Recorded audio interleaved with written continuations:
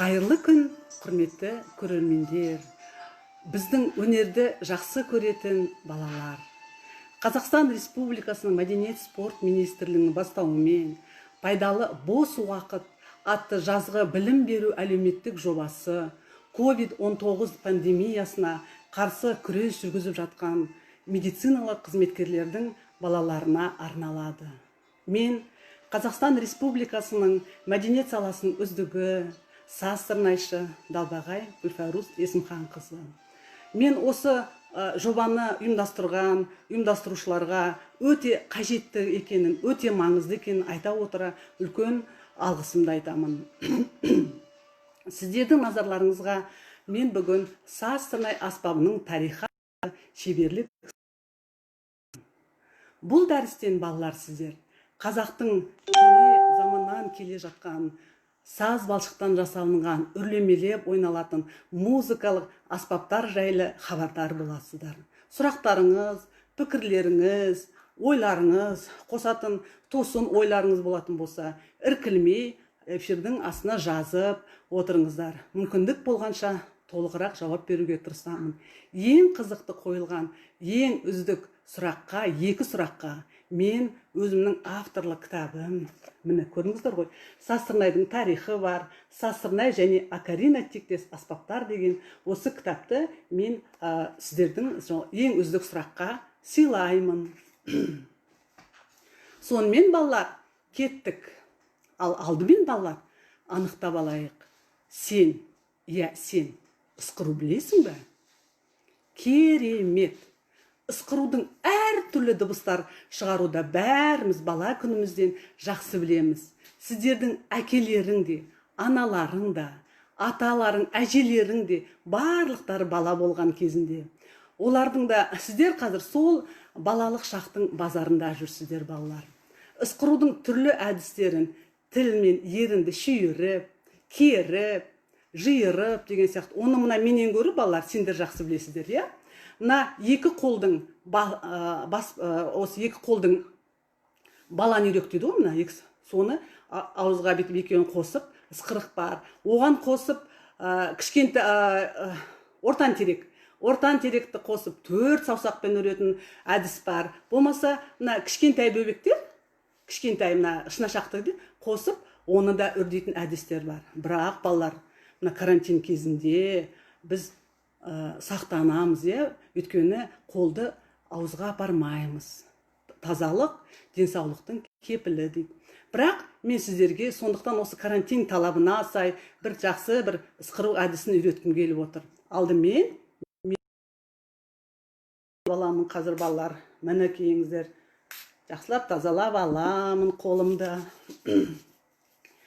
Ал енді осы екі ысқырушы мына екі алақанды қабыстырып бір-бірімізге мынандай музыкалық аспап жасаймыз. Көрдіңіздер ғой мынандай музыкалық. Осы музыкалық аспап жасаған кезде мына жерде бас бармақтың ортасында мынандай ойық пайда болады. Сол ойыққа үрлесек, балалар, дыбыс шығады.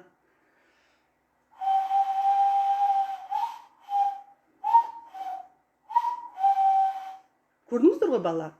Осылай сәл жаттығу жасасақ, бәрімізде осы ысқыру әдісін үйреніп аламыз. Мен бұны сіздерге айтып отырған себебім, осы ысқырық жүйесі қазақтың көне музыкалық аспабы саз сырнайдың дыбысын шығаруда орын алған.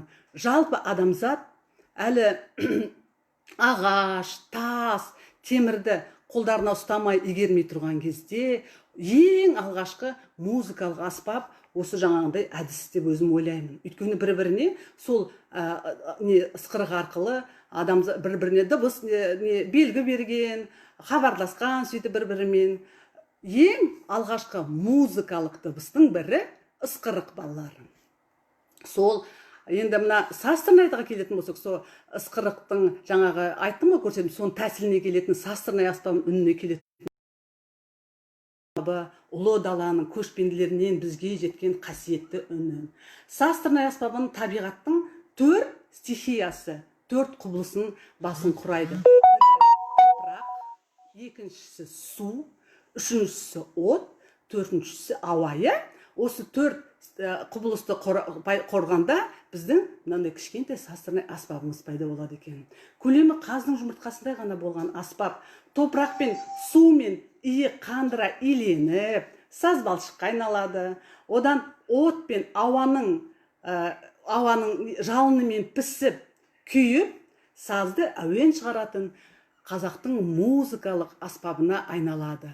Састырнай даланың желінің өлін, құсының сайрауын, аңының үніне үн қосып келе жатқан, ғасырлар қойнауынан келе жатқан қазақтың аспабы. Қазір мен сіздерге Біржан Салдың Көкек әнін орындап берейін.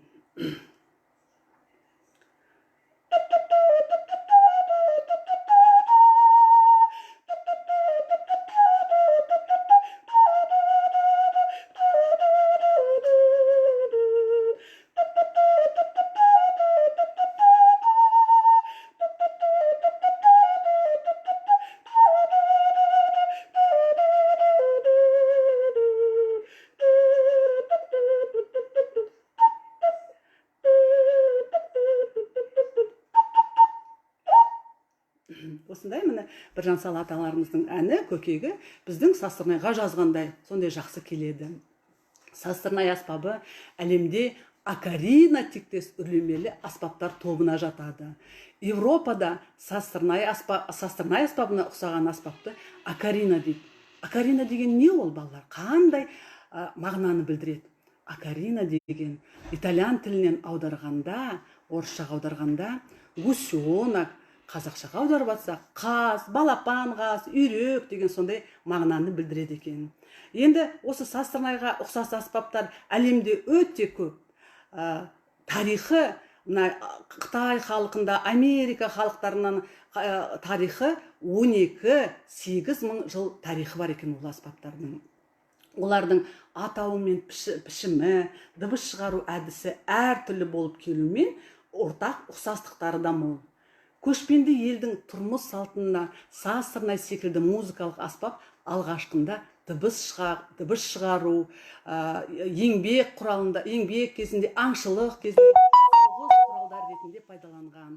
Қазақстанның түкпір-түкпірінде, Шығыс Түркістанда табылған, Қытайда, Моңғолияда, Алтай жерлерінде де көптеп табылуы бұл аспаптың біздің аймақта кең тарағанын және тарихы әрде жатқанын көрсетеді. Көне Отырар қаласының қазба жұмыстарын кезінде Түркістан облысы Шәуілдір ауылына жақын орналасқан Отырар қалашығына қазба жұмыс кезінде табылған. 1967 жылы балалар, мектеп оқытушысы Асантай Әлімов ағаларың өзінің сіздер сияқты шәкірттермен жаңағындай экскурсияға барып, жаңа сол Отырар қаласының қалашығын қазба жұмыстар жасап жатқан археологтарға көмектескен кезде көптеген саз балшықты құмыралармен бірге осындай кішкентай жәдігер табылады. Бұл жәдігер, міне көрдіңіздер ғой, мынандай жәдігер табылады балалар. Бұл жәдігерді Дүкенбай Досжанов, жазушы Дүкенбай Досжанов арқылы Асантай Әлімов біздің Алматыдағы үлкен музыка танушы, үлкен аспап танушы, этнограф Болат Сарыбаев атамызға беріп жібереді. Міне балаларына Болат Сарыбаев атамыз. Болат Сарыбаев деген кім? Балалар, сіздер ол кісіні жақсы білулеріңіз керек. Осы Болат Сарыбаев атамыздың арқасында біздің көптеген 30-дан астам музыкалық аспаптарымыз ортамызға қайтып, қазақтың ортасынан өзінің теуіп орындарын алып, қазір үлкен фольклорлық ансамбль, оркестрлердің бәрінде осы жаңа Болат Сарыбаев атамыз тауып кеткен аспаптар сол жерде жақсы көп үлкен қолданыста. Сол жаңағы табылған жәдігерді зерттей келе, жергілікті қариялардан сұрастыра келе, Фарабидің Састырнайы дегенде атауы бар екен. Бұған себеп Отырар қаласының көне аты Фараб болса керек. Биыл 1150 жыл мерейтой аталынып жатқан Фарабтан шыққан Фараби атамыз үлкен ғалым екенін білеміз. Ол кісі ғұлама ғылымның сан саласы, математика, философия саласында көптеген саласымен қоса, музыка саласына да, музыка ғылымында терең зерттеген. Оның айғағы балалар Китап Аль-Мусика Аль-Кабир деген ол кісінің еңбегі. Сол еңбегінде балалар осы музыканы терең, қыр сырын терең зерттеп, сол жайлы әңгіме қылады. Бүгінде осы жаңағы аймақта отырар мемлекеттік қорығы Фараби мұражайында Сазтырнайдың жаңағы алғашқы түрі, ол мына біздің Алматыдағы Ықылас Дүкенұлы атындағы музыкалық мұражайда болса, екінші түрі жаңағы отырар қаласындағы мұражайда сақтаулы.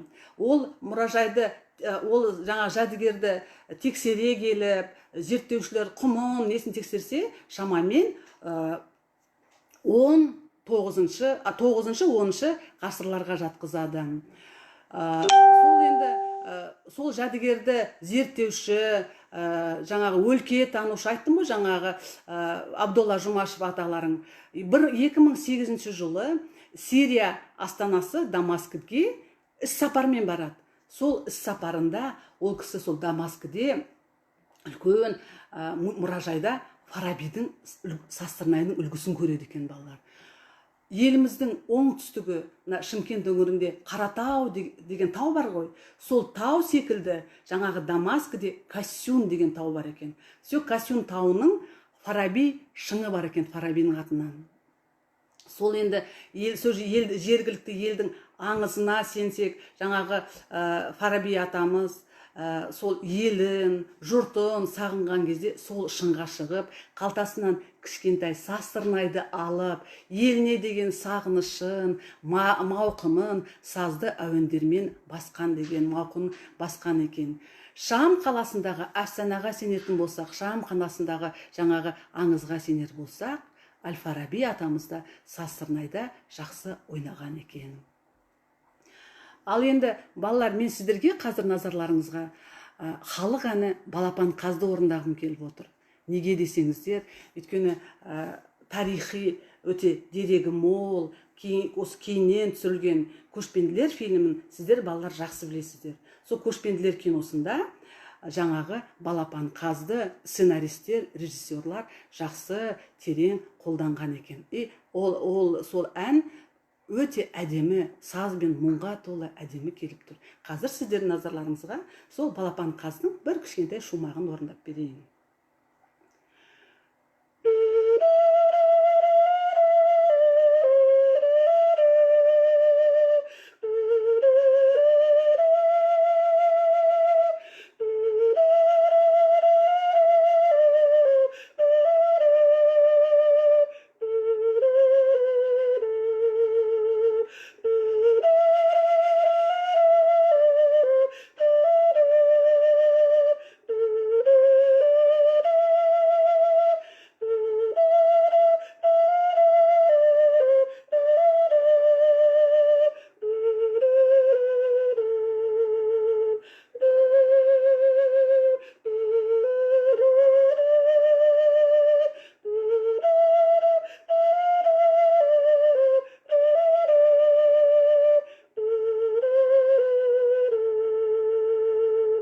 Көрдіңіздер ғой, Сазтырнай аспабының әуені, үні өте әуезді, құлаққа жағымды, жүректен жүрекке жетердей нәзік әрі мұң мен сағынышқа толы. Аспап дауысы өзге де қазақтың көптеген музыкалық аспаптары, домбыра, шертер, жетіген, сыбызғы, қобыз сияқты көптеген аспаптармен өте өзара әдемі үйлесімдік тапқан балалар.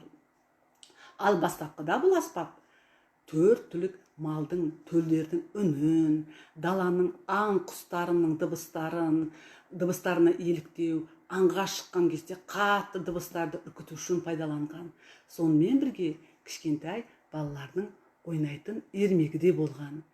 Әр түрлі дыбыс шығаратын ысқырық ретінде малды қайыруға, кешкісін малды қайтарған кезде малды қайыруға, табиғаттың дыбысына, аңдардың дыбысына үніне үн қосқан әдемі осындай Сазтырнай аспабы. Аспап жасаушы шеберлер балалар осы аспапты қазір жан жануарлардың пішіміне келтіріп, аспаптың өзге де түрлерін жасап жүр. Мына қараңыздар балалар. Мына көріп отырсыздар ғой. Осындай да састырнайдың түрі бар. Мынау біздің жылқымыз. Ат, балалар, ойнайтын ойығы мен жылқы. Келесі суретте қарасаңыздар, 4 түлік малдың бірі қой, ешкіге ұқсатып та жасаған міне састырнайдың түрлерін. Онымен қоса, мына менің үйдегі өзімдегі қазіргі заманауи неменіз, мынандай құстарға да ұқсатып жасайды міне. Мынау енді заманауи түрі. Одан да көне түрлері бар, мынандай, айтсаңыздар қараңыз, мына көне түрі, кейін айтып кетем бұл жайлы. Аюға да ұқсатқан екен міне. Содан кейін шалдарға да ұқсатып, мына жерде менде бір не бар, састырнай шалғың несін, міне шалға келіп істеткен да, осындай да түрлері бар. Енді қазір балалар, мен сіздерге қазір бір жұмбақ жасырайын деп отырмын. Сіздер орындалған дыбыс қандай құстар мен жан жануарлардың үні екенін табыңдар.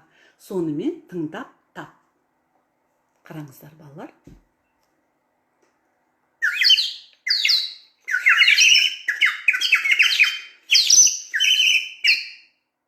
Неге ұқсайды? Дұрыс айтасыздар. Құс сайрауыққа ұқсайды балалар. Көрдіңіздер ғой? Ал енді тағы бір дыбысын келтіріп көрейін. Қараңыздар. Қандай неге ұқсайды екен? Айтасыздар,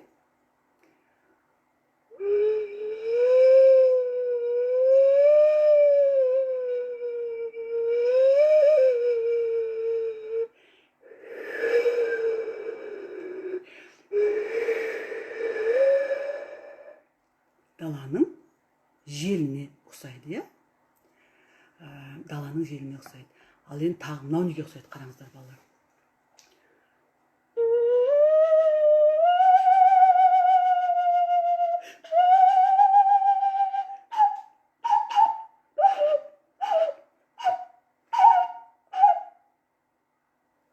Неге ұқсайды? Балалар, қасқырдың ұлуына, иттердің ырылдасқан ырылына ұқсайды, балалар. Бәрекелді, менің жұмбағымды қиналмай тапқан боларсыздар. Олай болса қазір балалар, бәрің білетін, сөзі мен әнін де білетін, сөзі Сабырхан Асанов, әні Әсет Бейсеев жазған Қошақан әнін сіздердің назарларыңызға ұсынамын.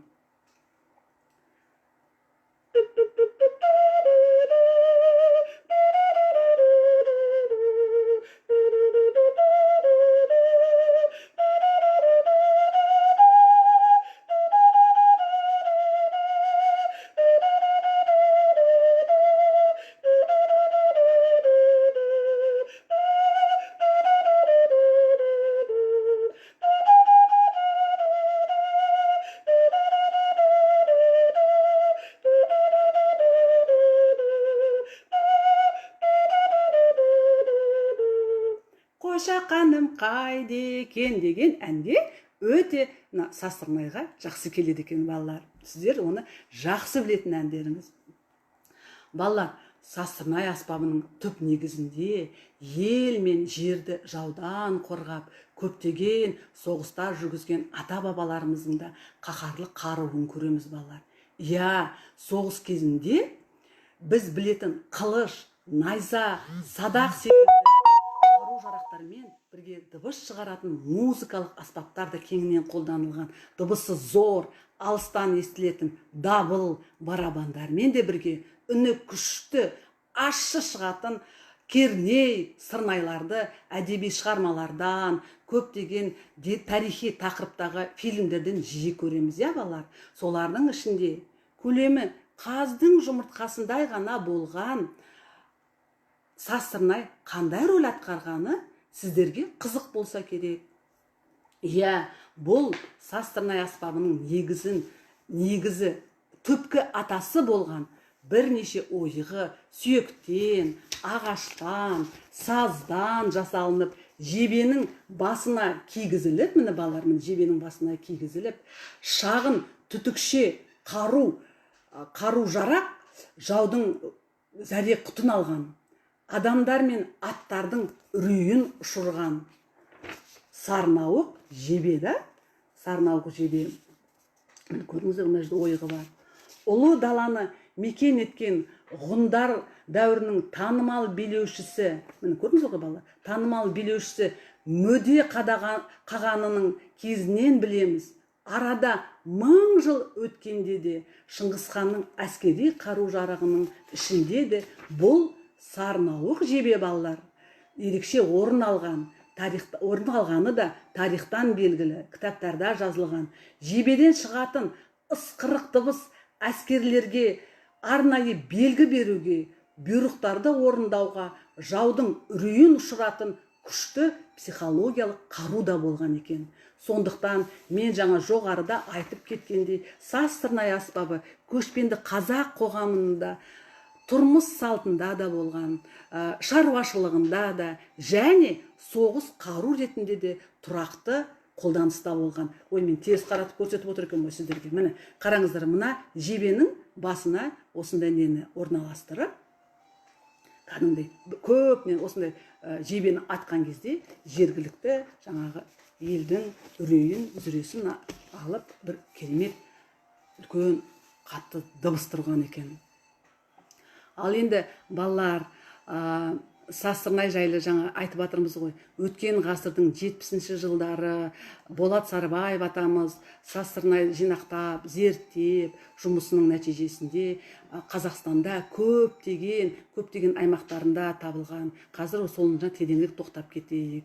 Аспап түрлеріне келетін болсақ, балалар, мына қараңыздар, өзінің пішіміне сай, дыбыс шығаруына сай қарағанда, мынандай аспап бар, қараңыздар балалар. Бұл аспаптың аты уілдеуік. Қараңыздар, саз-сырнай уілдеуік қандай? Оның жанында саз-сырнай қандай міне? Ары қарай қарасаңыздар, міне кішкентай. Мынау атасы, мынау бір немересі сияқты, балалар. Енді мына өзінің пішіміне қарай, бұның дыбысы да қандай зор болған. Қараңыздар міне.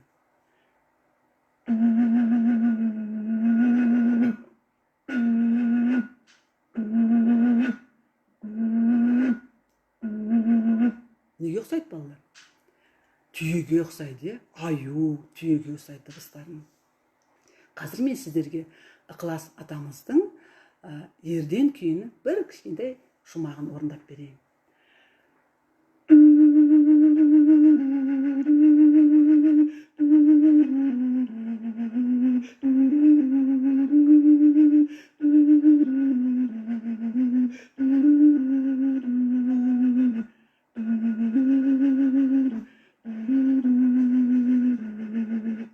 Көрдіңіздер ғой?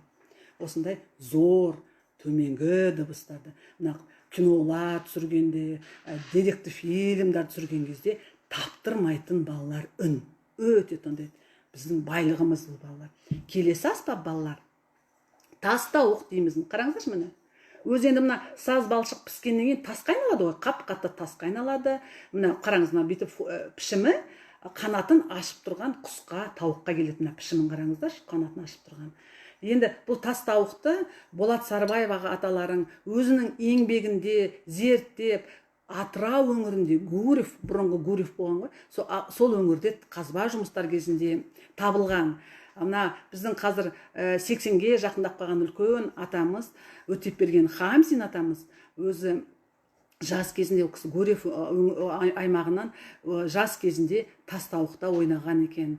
Сол жерде табылған жергілікті жаңағы аталары, әжелері жасап беретін болған. Қазір менің қолымда тастауықтың үлкейтілген түрі. Қазір дыбысын қараңыздар міне. Жаңағы уілдеуіктен қарағанда кішкене жіңішкелеу.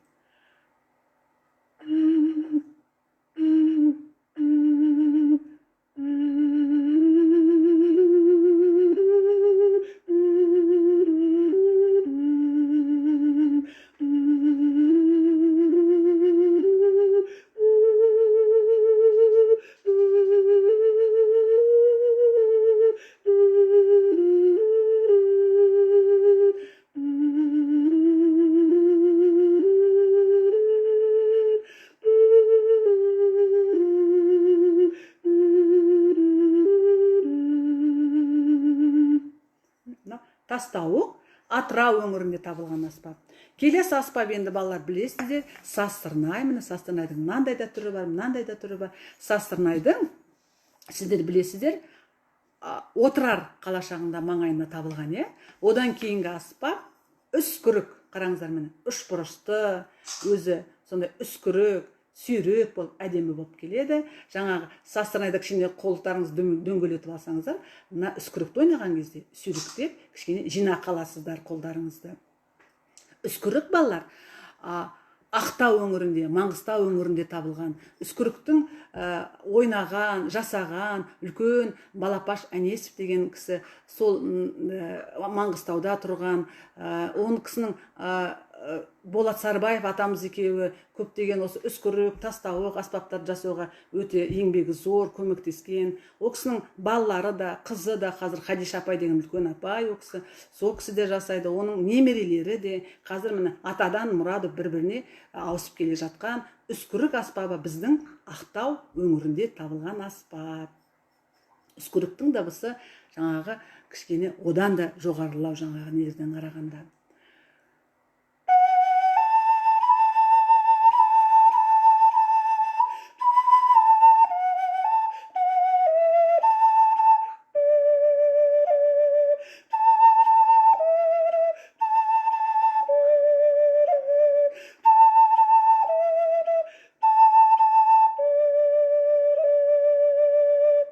Көрдіңіздер ғой, үскірік аспабын. Бұл қай жерде табылған дедік? Ақтау өңірінде. Одан кейінгі аспап біздің 5-ші аспабымыз шыңырау. Шыңырау жайлы Болат Сарбаев атамыздың кітабында да жазылған. Шыңырау жайлы Нұрғиса Тілендиев атамыз өзінің партитура деді ғой, музыкасында да, жаңа кітап нелерінде, оркестрде, отырар сазы оркестрінде жақсы осы шыңырау аспабы қолданылады музыкада. Шыңырау жаңағы неден қарағанда, қараңыздар, салыстырып қарасаңыздар, кішіректеу. Көрдіңіздер ғой міне? Түрі қандай кішіректеу. Шыңырауда мен сіздерге қазір халық күйі Сарыөзенді орындап берейін.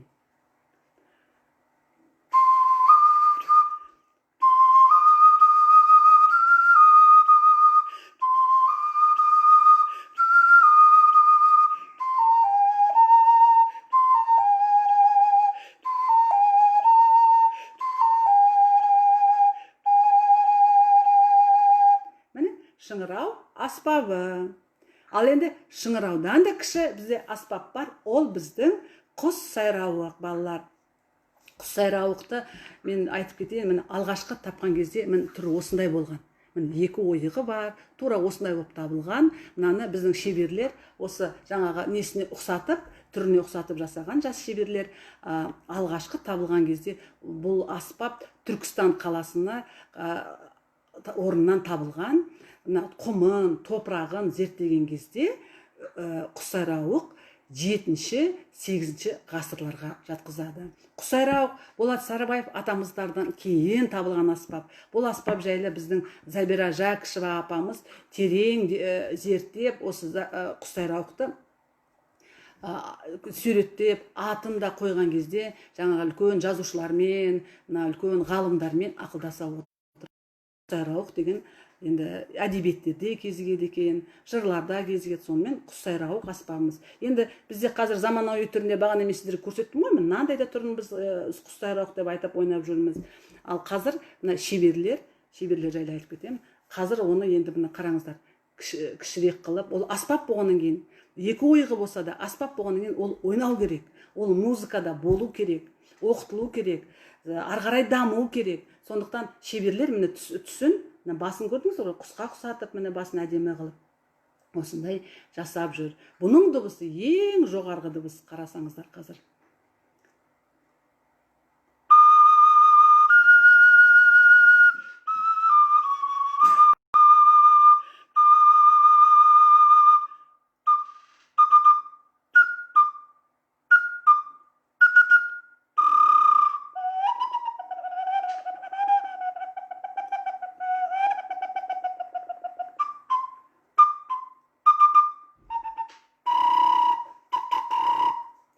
Құстарды келтіруге болады, көрдіңіздер ғой. Сонымен қатар ноталары да бір болады. Енді балалар міне байқадыңыздар сіздер, мына үлкен көп аспаптар жасап жүрген, бұл аспаптар жасайтын шеберлер де болу керек та. Сондықтан мен сіздерге қазір шеберлер жайлы қысқа айтып кеткім келіп отыр. Жаңағы састырнай ең алғашқы жасаған шебер сіздер білесіздер, Болат Сарбаев, жаңа Балапаш Әнесов аталарың, ол 70-ші жылдары, 1971-72 жылдары осылай ортамызға қайтарған Болат Сарбаев атамыз деп айтып кеттім.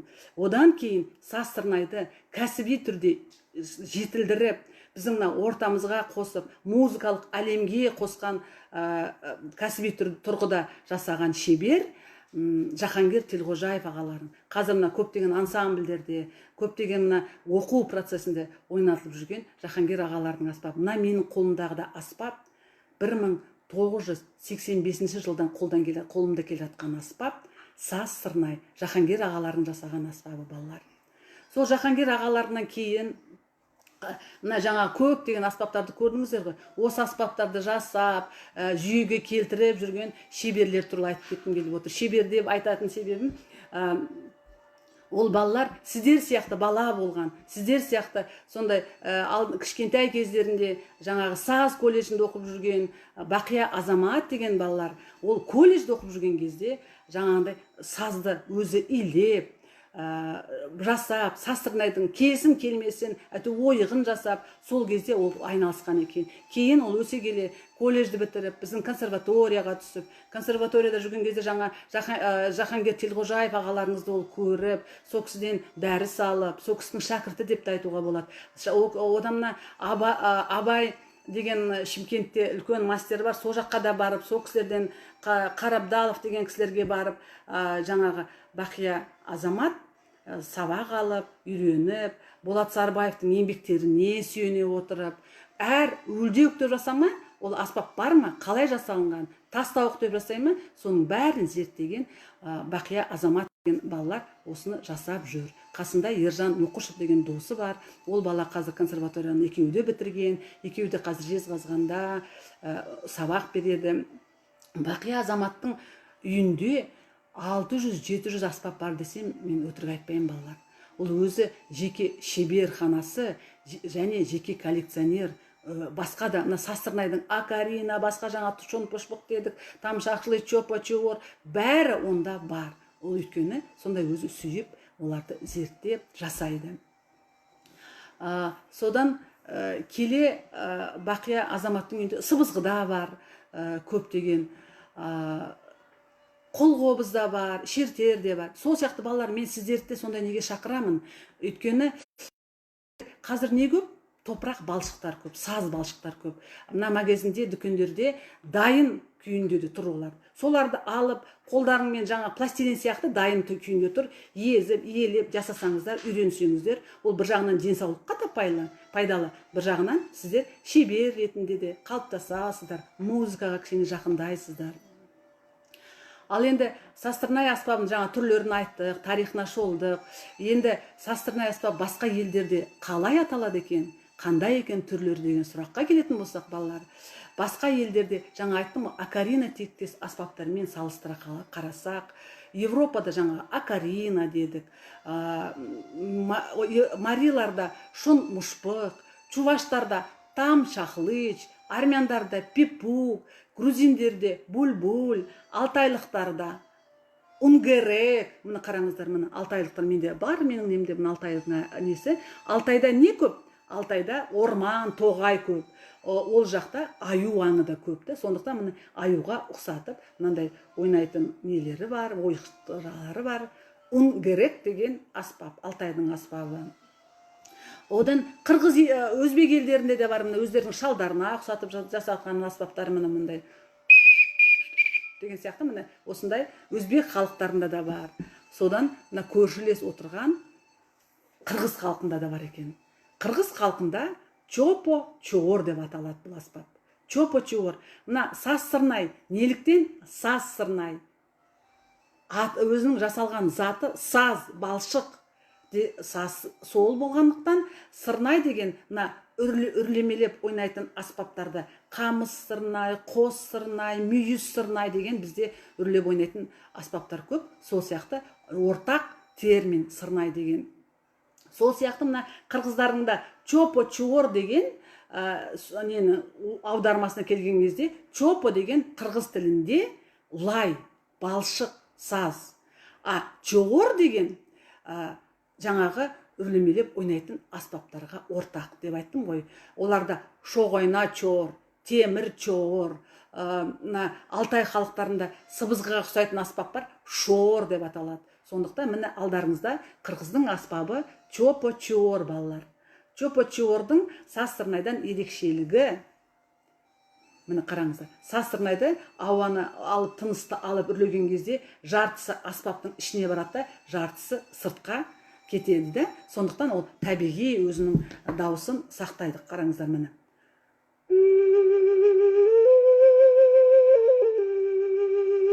Көрдіңіздер, дірілдеген желдің үні, табиғаттың үні сақталынады.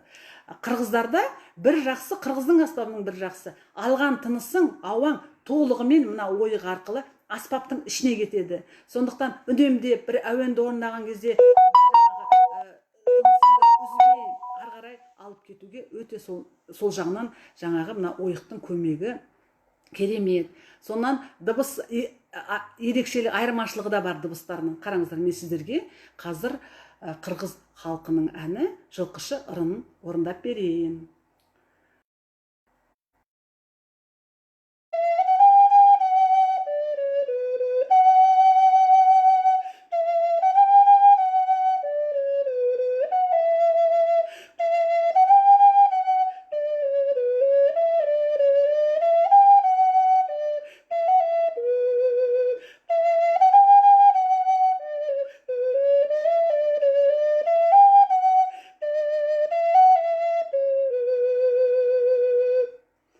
Көрдіңіздер ғой, дыбысы қандай әдемі. Чопо чор қырғыздың аспабы. Ал енді тағы бір аспапқа тоқтала кеткім келіп отыр. Ол біздің көрші Қытай халқының сюн аспабы. Сюн аспабы. Көрдіңіздер ғой, сюн аспабы қандай болған. Сюн аспабы саз сырнай тектес, саз балшықтан жасалынады. Саз сырнайға ұқсастығы, чопо чордан қарағанда саз сырнайға ұқсастығы бар. Өйткені бұның да ауасын ойнаған кезде ауаны үстінен үрлесін, бірақ жартысы ішке кетеді, жартысы сыртқа кетеді. Сондықтан бұнда да, бұл аспапта да табиғи несі сақталған. Қараңыздар мұны.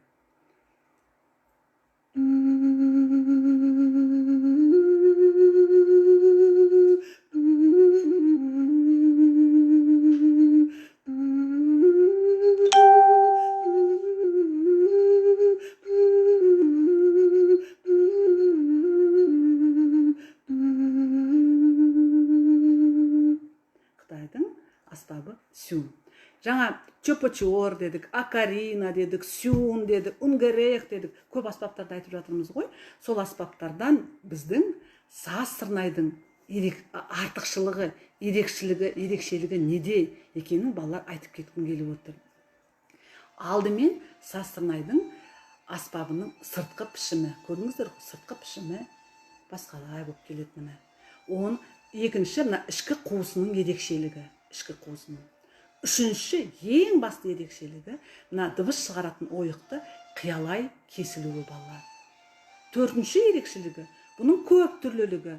Үлдеуік, тастауық, саз сырнай, үскірік, шыңырау, құссайрауық деген сияқты көп түрлілігі.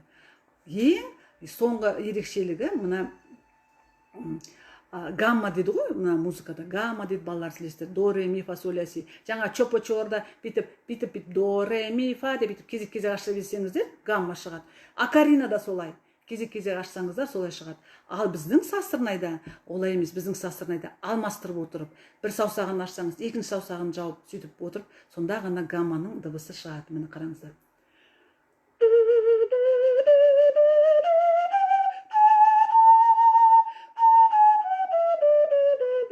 Алмастырып шахмат түрде бірін ашып, бірін жауып отқан кезде сөйтіп гамманы шығаруға болады. Міне қазір енді елімізде балалар саз сырнай аспабында орындау жақсы жолға қойылған, арнайы білім беретін колледждер мен жоғары оқу орындарында өздерің секілді талантты балалар оқып, мына Петр Ильич Чайковский атындағы саз колледжінде сазсырнай мамандық ретінде ашылып, өздерің сияқты балалар оқып жатыр. Келіңіздер, бізге оқуға келіп түсіңіздер, әрдайым сіздерге дайынбыз, көмектесеміз, үйретеміз. Сол сияқты Жүсіпбек Елебеков атындағы республикалық эстрада цирк колледжінде де мамандық ретінде ертеректе ашылып, о жақта да үйретіліп жатыр. Мына Жезқазған қаласында да бар, Қызылордада да келіп біздің консерваторияға көптеген балалар келіп оқуға түсіп жатады. Сондықтан мен сіздерді шақырамын, балалар. Құрманғазы атындағы Қазақ ұлттық консерваториясында талантты сондай сазсырнайда жаңа колледж бітіріп келген балалар сол жерге оқуға түсіп, ары қарай оқуын жоғарғы оқу орнында жалғастырып жатыр. Сол біздің жаңа халық музыка факультетіндегі сазсырнай мамандық ретінде ашылып үйретіліп жатқан талантты студенттердің ортасынан біз Қазақстанда алғашқы рет 2017 жылы Қазақстан емес, орталық Азия деп айтсам да қате айтпаймын, тек қана саз-сырнайдың аспабын, жаңа түр-түрін айттық. Саз-сырнайшылар, сазарт деп атайтын саз-сырнайшылар ансамблі құрылды, балалар. Саз-сырнайшылар ансамблінің репертуары өте қызықты, қайталанбас, таңғаларлықтай керемет үлкен шығармалары да бар. Көптеген концерттерге қатысып, көптеген сахна төрінде көріп жүрілген сазарт саз-сырнайшылар ансамблі бар. Тағы да мен мақтанып, сүйінші сұрап сіздерге айтып кеткім келіп жатыр. Мына Нұр-Сұлтан қаласында сіздер сияқты мектеп жасындағы балалардың өнер мектебі бар. Мектеп жасындағы балалардың. Сол өнер мектебінде менің шәкіртім, ол жаңағы Чайковский атындағы колледжді бітірген, одан кейін консерваторияны бітірген. Сол өнер мектебінде Тастенова Мира деген мен шәкіртім сабақ беріп, сол жердегі мектеп оқушыларының кішкентай балалардан саз-сырнайды үйретіп, саз-сырнайшылар ансамблін құрып, атын қазына деп қойыпты. Халықтың қазынасы саз-сырнай деп, сондай қазына деп керемет ат қойып, уже міне 1,5-2 жылдай болып қалды, өздерінің концерттерін беріп, жақсы Нұр-Сұлтандағы керемет концерттерден төрінен көрініп жүрген балалардан құрылған саз-сырнайшылар ансамблі бар. Ал енді біз енді жаңа аспап болғаннан кейін, дамығаннан кейін, балалар аспапта репертуар қалыптасу керек, репертуар. Алғашқы саз-сырнай репертуары 1975 жылы қалыптасқан десем қателеспеймін. Өйткені 1975 жылы Болат Сарыбаев атамыз өзінің ұлы Талғат Сарыбаевпен бірге қосылып, Дәулет Мықтыбаевтың мерейтойында консерваторияның камералық залында алғашқы рет 1975 жыл үскірік пен шаң қобыз қосылып керемет әуен орындады. Содан бергі репертуар қалыптасып келе жатыр. Одан бертін келе 81-82 жылдары отырар сазы оркестрі құрылған кезде Нұрғиса Тілендиев атындағы Нұрғиса Тілендиев аталарыңыз халық әртісі, сол кісі де саз-сырнайға арнап балапандарым деген шығарма жазды. Ермұрат Үсеновтың Арбакеш әні деген әні бар, арнайы саз-сырнайға жазған. Жамағат Темірғалиев атамыздың Балдәурен деген шығармасы, Ермек Өміровтің мультфильмге түсірген Таспақарлар жарысы деген сондай мультфильмге түсірілген, мультфильмге жазған шығармалары бар. Қуаныш Жұмағалиев ағаларының көптеген саз-сырнайға жазылған шығармалары бар. Сол енді алғашқы шығарманың бірі, жаңа айттым ғой, Ермұрат Үсеновтың Арбакеш әнін мен сіздерге орындап бергім келіп отыр. Алдымен орындамас бұрын сол Арбакеш әнінің кішкентай тарихын айтып кетейін.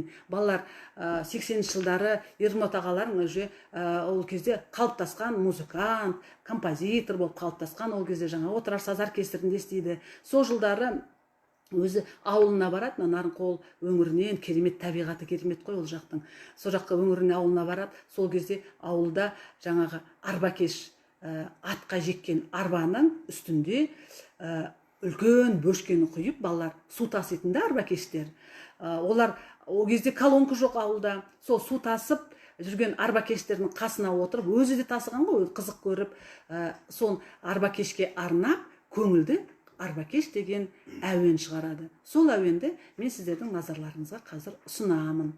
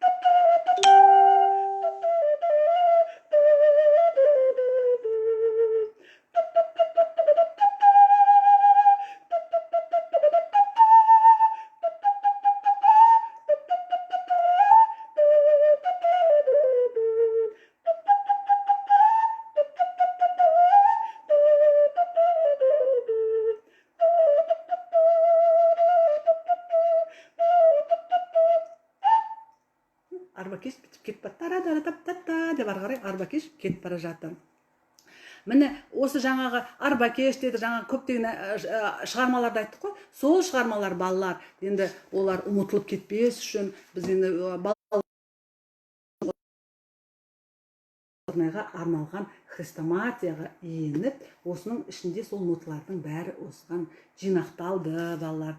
Жаңағы мен сіздерге басында айтып кеткендей, мына кітапты мен сіздерге қазір сыйлыққа тартам дедім ғой. Осы кітаптың ішінде тағы да осындай кітаптар шығып жатыр. Бұл кітапта Сазсырнайдың тарихы, Сазсырнайды қайдан шыққан, кімдерде, басқа елдерде, жаңа мен айтқан әңгімелердің бәрі осының ішінде балалар бар.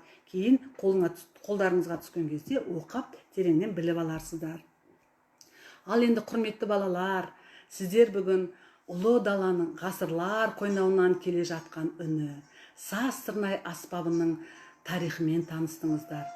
Бұл тарих болашағынан үміті мол, тәуелсіз Қазақстанның кішкентай ғана музыкалық аспабы болса да, ғасырлар қаптарынан, ғасырлар қойнауынан сапар шектіретін үлкен тарихтың бір ғана тармағы бар. Дәрістерің, ұлы даланың сан ғасырлық тарихы, өнері мен мәдениетінен кішкентай ғана бір бөлшегі. Біздің жиған тергеніміз, аз кем өнеріміз балалар сіздерге жұғысты болып, келешек ұрпаққа жеткізу балалар сіздерге аманат. Болашақ балалар сіздердікі. Дәрісіміз қызығушылық тудырса, ой салса, хабарласыңыздар, пікірлеріңізді жазып отырып, мен кейін дәрістің соңында, сабақтың соңында қарап отырып, кімнің сұрағы қандай, кім қандай қызығушылық тудырды, кімге Сазсырнай қызық екенін біліп, телефондарыңыз жазыла сол жерде, сол арқылы хабарласып, мына 2 кітабымды сыйға тартамын, балалар. Ал енді менің дәрісім осымен аяқталды, балалар. Аман болайық. Мына жаман індеттен аман есен құтылайық. Өздеріңді балалар күтіп жүріңдер. Аналарыңа, әкелеріңе қолғабыс болып көмектесіп жүріңдер. Еліміз аман, халқымыз тыныш болса, әлі талай биіктерден көрінетін боламыз, балалар. Көріскенше күн жақсы болсын. Сау, саламатта болыңыздар, балалар. Аман болайық.